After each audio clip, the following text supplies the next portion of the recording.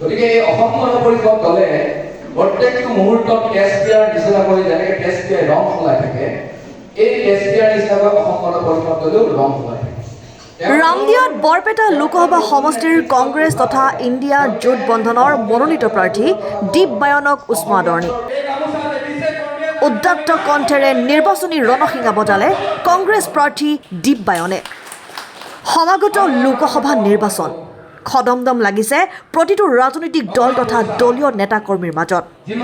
সমান্তৰালভাৱে স্বাধীন ভাৰতৰ প্ৰথমটো ৰাষ্ট্ৰীয় ৰাজনৈতিক দল ভাৰতীয় জাতীয় কংগ্ৰেছৰ নিৰ্বাচন কেন্দ্ৰিক প্ৰচাৰ অভিযানৰ লগতে ৰামদিয়াত বৰপেটা লোকসভা সমষ্টিৰ কংগ্ৰেছ তথা ইণ্ডিয়া জোট বন্ধনৰ মনোনীত প্ৰাৰ্থী দীপ বায়নক উষ্ম আদৰণি জনোৱা হয়। কংগ্ৰেছৰ মনোনীত প্ৰাৰ্থী দীপ বায়নক আনুষ্ঠানিকভাৱে হাজো ব্লক কংগ্ৰেছ কৰ্মীসকলে উষ্ম আদৰণি জনায়।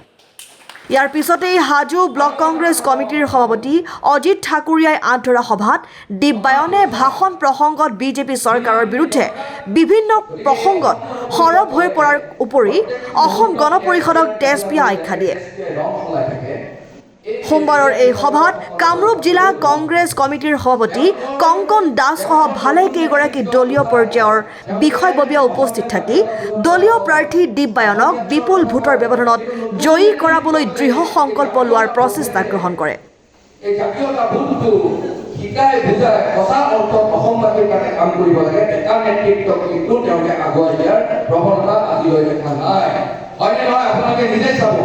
ৰাইজৰ বিপুল সঁহাৰি, ৰাইজৰ আশীৰ্বাদ, যলৈকে গৈছোঁ তাত ডেকা শক্তি, আই মাতৃসকল, জ্যেষ্ঠ ব্যক্তিসকল, ছাত্ৰ সমাজ সকলোৱে লগত থাকি এই যুঁজখন সংবিধান ৰক্ষা কৰাৰ যুঁজত আমি সকলোৱে ঐক্যবদ্ধভাৱে এই একেলগে যুঁজাৰ যুঁজত সকলোৱে কৈছে দাদা আপোনাৰ লগত আছোঁ, আৰু তেওঁলোক মানসিক শক্তি হৈছে সংবিধান ৰক্ষা কৰাৰ যুঁজত।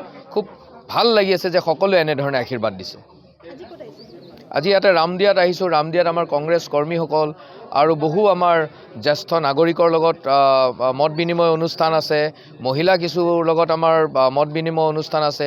আপোনালোকে ইতিমধ্যে দেখিলে ৰামদিয়াত আমাৰ গোটেই ইমান শতাধিক আমাৰ কৰ্মীৰ লগত ইয়াত মত বিনিময় হ'ল। আমি কেনেধৰণে এতিয়া যুদ্ধক্ষেত্ৰত ইয়াত নামিম, আৰু হাজো যিখন পঞ্চতীৰ্থ, হাজো পঞ্চতীৰ্থ, এই পঞ্চতীৰ্থৰ পৰা ইয়াতে ৰামে ৰহিমে শংকৰ আজানৰ দেশৰ প্ৰত্যেকে আজি এটা সংঘবদ্ধভাৱে প্ৰতিশ্ৰুতি কৰিছে যে আমি এইবাৰ ইয়াৰ পৰা হাজো সমষ্টিৰ পৰা আগতেও কংগ্ৰেছ দলক বিপুল ভোটত আগুৱাই লৈ যায়, এইবাৰ তাতকৈ বেছি বিপুল ভোটত আগুৱাই লৈ যাব ৰামে ৰহিমে মিলি।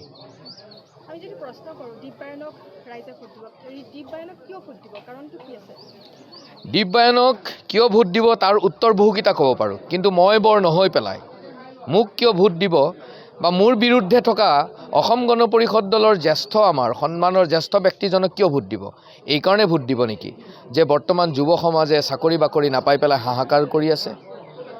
15 লাখকৈ টকা দিম বুলি কৈছিলে এইখন চৰকাৰ, এই চৰকাৰখনে 15 লাখ টকা দিব নোৱাৰি পিছত জুমলা বুলি কৈছে।